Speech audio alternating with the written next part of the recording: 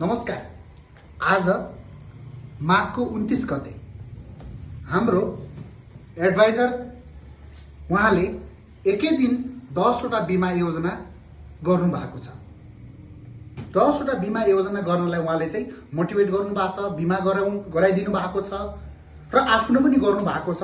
उहाँलाई धेरै धेरै बधाई दिन चाहन्छु र उहाँको बिमा फाइलमा मेरो सिग्नेचर म गर्दैछु।